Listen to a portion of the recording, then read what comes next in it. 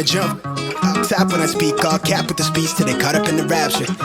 So out of line with the phrase game. Let's take a break, been a long day, hit your line. Facebook friends, Instagram friends, real estate friends, Fargo friends, all of you.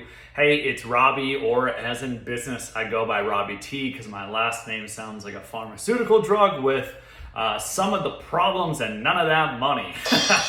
Hey, anyways, I wanted to drop another quick Wednesday wisdom that is all about the myth of child prodigies, all right? So it's really funny because I spend way too much time studying, all right? Ask my wife or my friends. My best friends are these things right here, books, let's be real.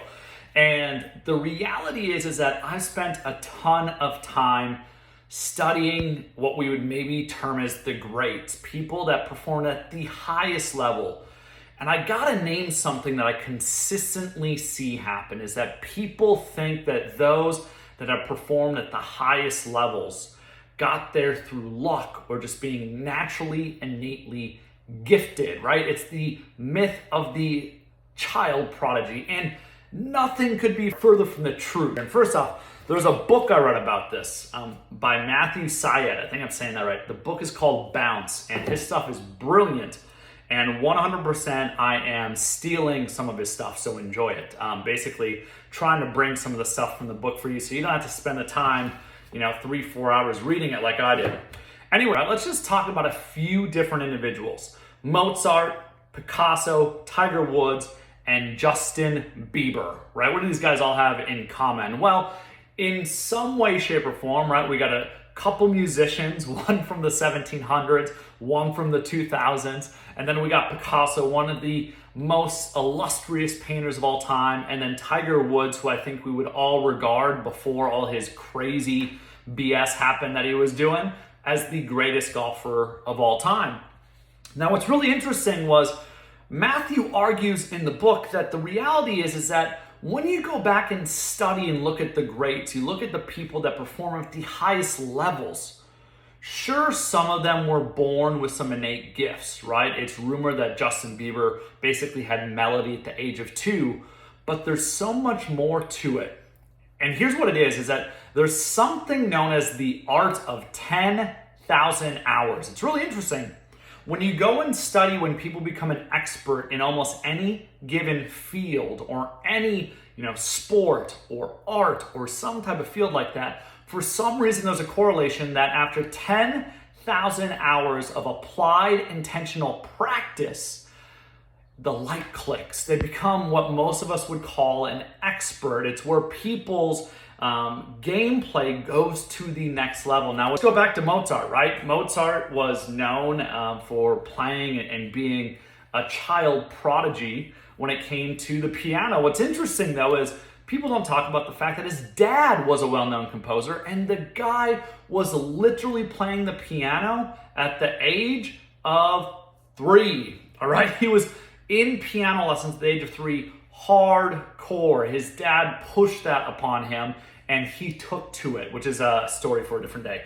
So what's interesting about that, though, is he started really getting his intense training at the age of 3 years old, right? Imagine if you have kids, a 3-year-old. Right? This guy's getting heavy practice in being a musician. All right, Picasso, known as one of the greatest painters of all time. People don't know the dude made 50,000 pieces of art. 50. Let's go to Tiger Woods for a moment. Tiger Woods, get this. The dude played his first round of golf with his dad at the age of 18 months. How do you do that, right? I live on a golf course, right next to one, I should say. I couldn't imagine seeing an 18-month-old playing golf. What is going on? And then, of course, Justin Bieber was at the age of 3 and 4, his family and his friends were literally teaching him chords and playing drums with him. Now, Matthew in the book Bounce makes the whole argument that oftentimes what we call a child prodigy is actually us just comparing someone who's starting and getting to their 10,000 hours of intentional reps far sooner than anybody else. That if you were to compare a Justin Bieber at the age of 13 compared to most people who had 10,000 hours of intentional practice, like they did, that it wouldn't be that significant. But because they're starting so early, they're getting so far ahead.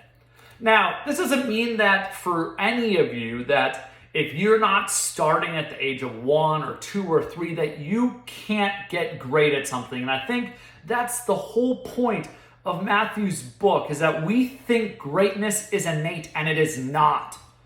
You see, if you take away the countless hours of discipline and practice, Justin Bieber's innate skill did not matter. Tiger Woods playing golf at 18 months doesn't matter. It's the discipline of getting practice in over and over and over. It takes 10,000 hours of hard work to become an expert at anything. Now, what's interesting, just so you all know, is that it can't just be any 10,000 hours, all right? It's got to be 10,000 hours where you're really, really focused on trying new things. Here's a really good example, right? In my life or your lives, a lot of you have probably driven 10,000 hours, okay? But you're not no NASCAR driver, all right? I'm not going to bring you on in a Formula One race. You know, you're not an expert driver. You're good, and here's why. You're not intentionally trying to maneuver in different ways when you're driving. That's not what you're doing, right? You're not intentionally driving. Let's be real. You're probably texting and driving or listening to a podcast. You're distracting yourself. You see, it's 10,000 hours of intentional growth and practice is when you hit that expert stage. Now, here's what it really comes down to is during that 10,000 hours, that hard work that you're doing, you got to be getting feedback. And feedback comes from successes and failures, measuring, seeing where you fail. And this is the biggest thing. The most successful people I know don't just work their tails off.